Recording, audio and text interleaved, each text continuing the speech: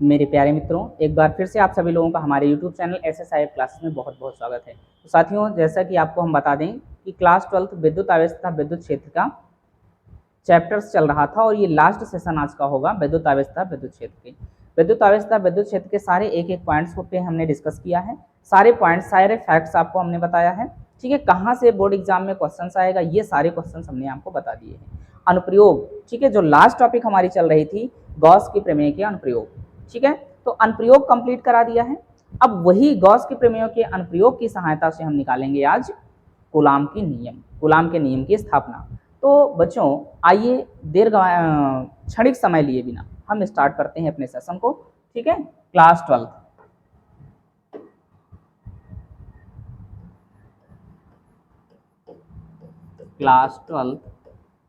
Physics.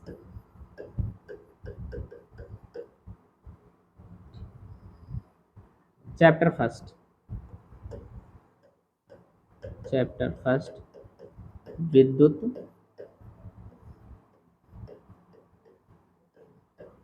आवेश तथा क्षेत्र। ये विद्युत आवेश तथा विद्युत क्षेत्र हो गया।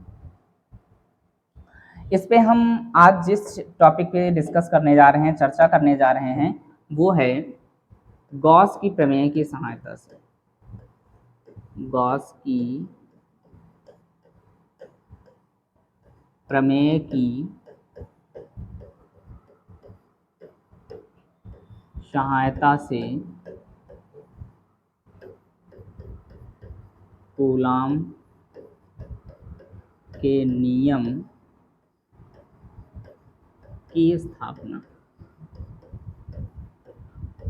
ठीक है, इस चैप्टर में हम पढ़ेंगे गॉस की प्रमेय की सहायता से कूलाम के नियम की स्थापना क्या होती है, ये हमें आज देखना है।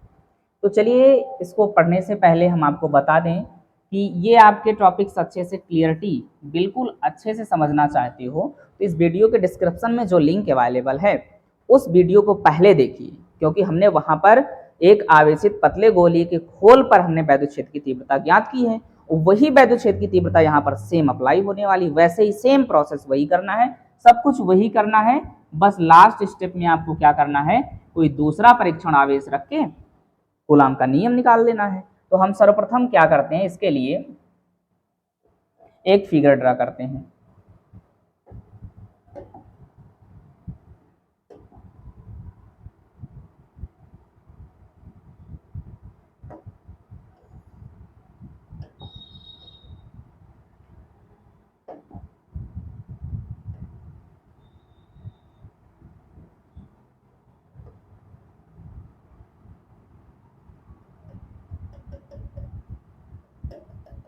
एक गोले का पृष्ठ है, उसका ये खोल हो गया।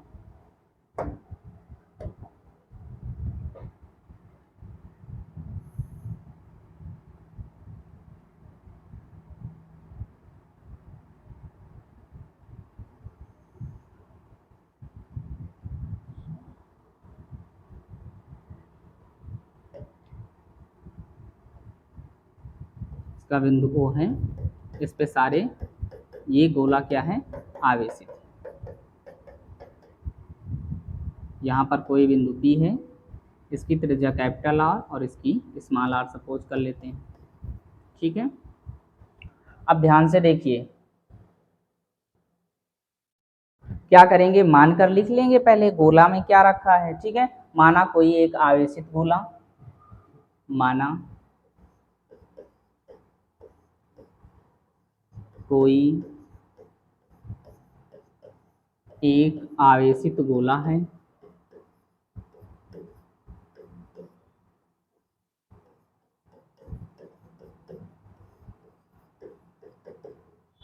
जिसके केंद्र पर प्लस,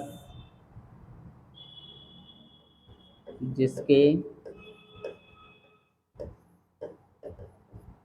केंद्र से r दूरी पर एक बिंदु P है। ये r दूरी पर क्या है, एक बिंदु P है। एक बिंदु आपका P हो गया, जहां पर हमें क्या करना है, वैद्युत क्षेत्र ज्ञात करना है। जहां विद्युत क्षेत्र ज्ञात करना है। देखो इनकी कंडीशंस तो 3 बनती हैं, कल हमने बताया था। एक जब गोले के पृष्ठ के बाहर हो, दूसरा क्या है गोले के पृष्ठ पर हो, तीसरा गोले के भीतर हो। तो ये 3 कंडीशंस बनती हैं। तो इन तीनों कंडीशंस की अभी आज हमें जरूरत नहीं है, सिर्फ एक की जरूरत है, जब बिंदु P कहाँ पर हो, गोले के पृष्ठ पर हो। जब गोले के पृष्ठ पर होगा तो यहाँ पर हमें वैद्युत क्षेत्र की तीव्रता क्या होगी यही ज्ञात करना है। ठीक है, यहां से देखिए जब बिंदु P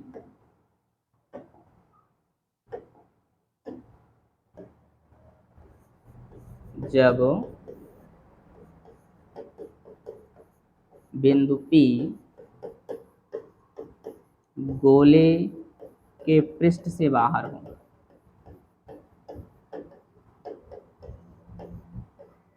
चलिए देखिए जब गोले के पृष्ठ से बाहर होगा, और जब गोले के पृष्ठ से बाहर होगा तो जो स्मॉल आर है वो कैपिटल आर से बड़ा होगा। ये जो स्मॉल आर है वो कैपिटल आर से बड़ा ना, क्योंकि आर यहीं तक है और ये पृष्ठ से बाहर बिंदु P तक गया हो, इसलिए वो बड़ा हो गया। अर्थात देखिए ध्यान से क्या करते हैं, अर्थात पृष्ठ बिंदु P से होकर गुजरने वाले फ्लक्सों की संख्या, बिंदु P से होकर गुजरने वाले फ्लक्सों की संख्या,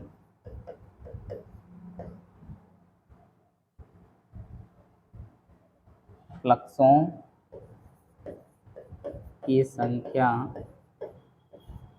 होगी। चलिए देखते हैं फ्लक्सों की संख्या क्या हो जाएगी। इसको हम डी फाई, छोटे पार्ट के लिए इसलिए हम डी फाई ई सपोज कर लेते हैं, क्या हो जाएगा ई into D S cos theta.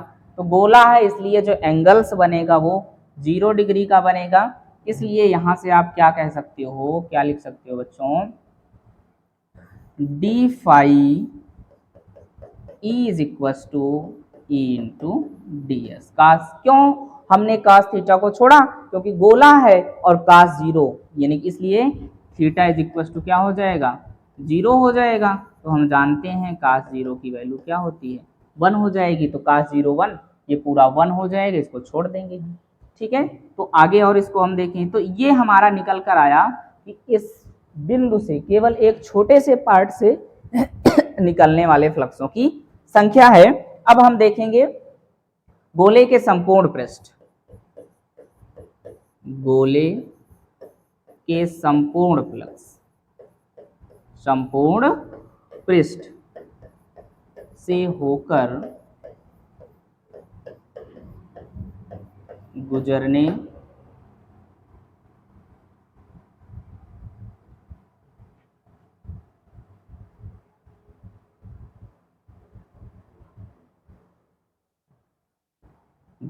वाले कुल फ्लक्सों की संख्या, कुल फ्लक्सों की संख्या होगी। कुल फ्लक्सों की संख्या कितना होगी, यहां पर ध्यान से देखिए। कुल फ्लक्सों के लिए हम क्या करते हैं, जब छोटे से पार्ट का हमें पता होता है तो कुल फ्लक्सों के लिए हम क्या करते हैं, उस छोटे से पार्ट का इंटीग्रेशन कर देते हैं। तो यहाँ पर कुल फ्लक्सों के लिए हो जाएगा integration of D phi E is equal to integration of E into D S हो जाएगा। और जब हम समाकलन करेंगे तो ई एक अचर टर्म्स है, अचर टर्म्स का समाकलन नहीं होता है, इसलिए हो जाएगा इंटीग्रेशन ऑफ, सॉरी इंटीग्रेशन यहाँ से हट जाएगा, इसका हुआ तो ये केवल क्या बचेगा phi, phi E is equal to E तो बाहर आ जाएगा, डीएस का जो इंटीग्रेशन होगा वो एस हो जाएगा। एस क्या है, इसका क्षेत्रफल है, इस गोले का क्षेत्रफल, और गोले के क्षेत्रफल का सूत्र क्या होता है 4 पाई आर स्क्वायर। तो यहाँ पर हम लिख देंगे phi is equal to E into 4 pi R square, ये हो जाएगा। किंतु अब हमें गॉस की प्रमेय इसमें अप्लाई करनी है। क्योंकि वैद्युत क्षेत्र की तीव्रता निकालनी है, ठीक है। किंतु गॉस की प्रमेय से, गॉस की प्रमेय से देखें तो Q upon epsilon naught, phi equal to क्या होता है, Q अपान एप्सिलॉन नॉट होता है, और यहां से क्या हो जाएगा E इंटू 4πr²। और आगे हम देखें,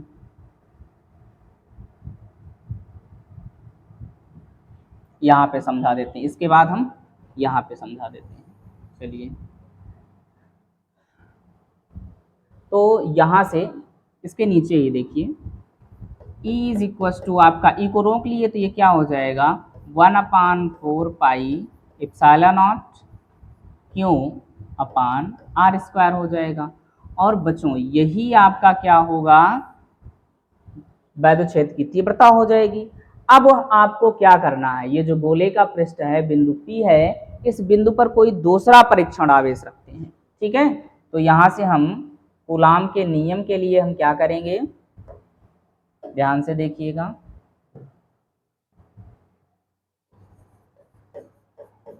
कूलाम के नियम के लिए की स्थापना के लिए बिंदु P पर कोई दूसरा परीक्षण आवेश रखने पर, परीक्षण आवेश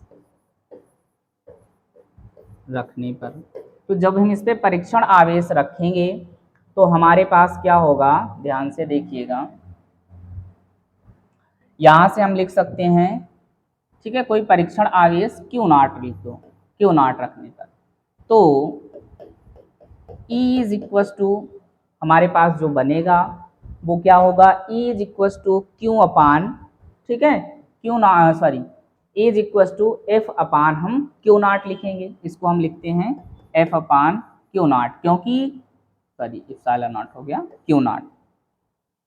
इसलिए यहां पर वैल्यू पुटअप करेंगे तो क्या हो जाएगा, E जगह पर F upon Q0 is equal to 1/4πε0 Q upon r² है।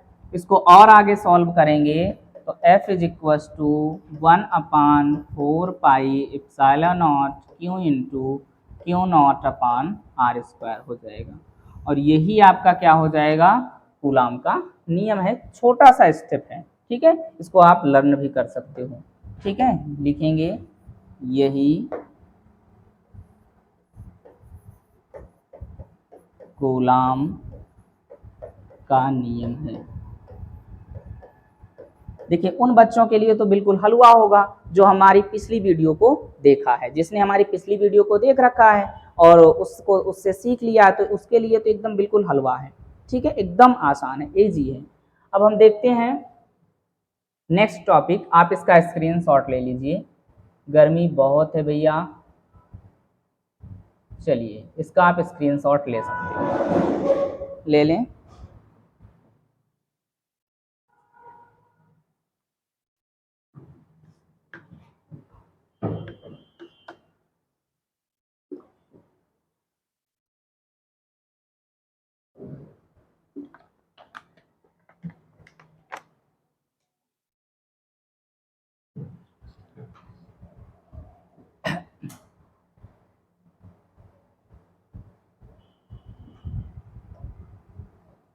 नेक्स्ट टॉपिक है इनकी गॉस की प्रमेय की स्थितियां। अगली टॉपिक हम देखेंगे गॉस की प्रमेय की विशेष स्थिति।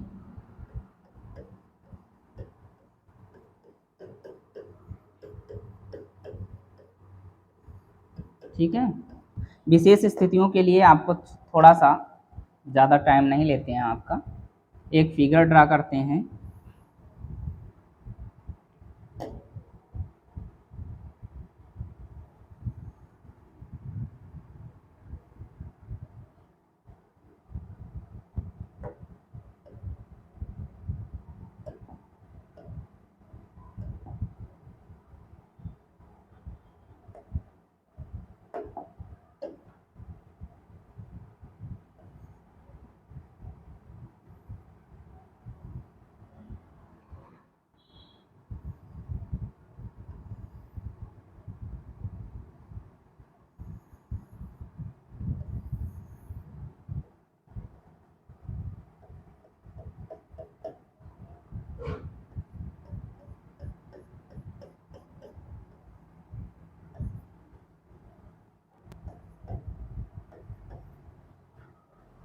यहाँ पर कोई परीक्षण आवेश प्लस क्यों रखा हुआ है, तो अब ध्यान से देखिए कि यदि कोई परीक्षण आवेश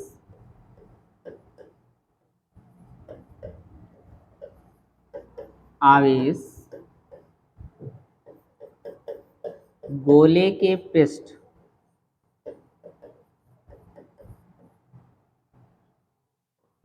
से बाहर रखा हो,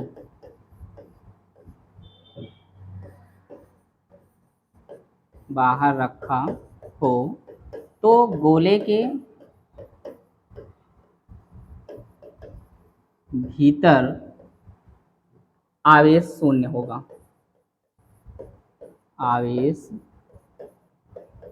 होगा, तो यहाँ पर देखिए आवेश क्या हो जाएगा, शून्य हो जाएगा। और यदि आवेश शून्य हो गया, ठीक है, अर्थात Q इज इक्वल टू शून्य, तो गोले के पृष्ठ से गुजरने वाले फ्लक्सों की संख्या होगी, तो गोले के पृष्ठ से होकर गुजरने वाली कुल फ्लक्सों की संख्या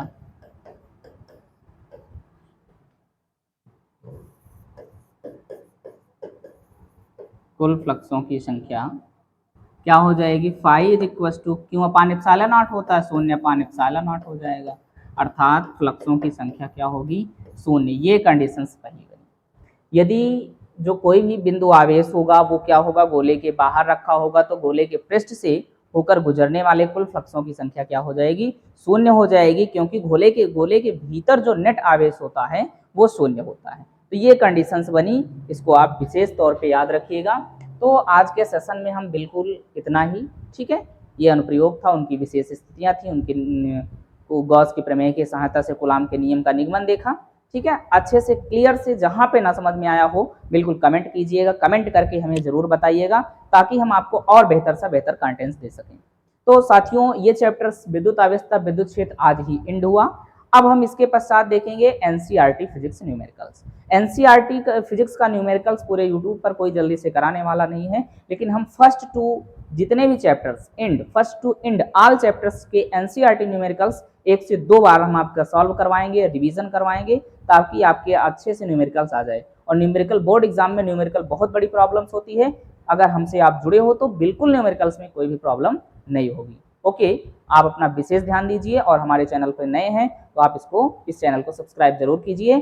अगर आपके सेशन और वीडियो थोड़ा सा भी समझ में आ रहा है तो हमारे इस वीडियो को लाइक शेयर कमेंट जरूर कीजिएगा, कम से कम 2 मित्र को अपने और शेयर कीजिएगा। Okay, take care, bye bye.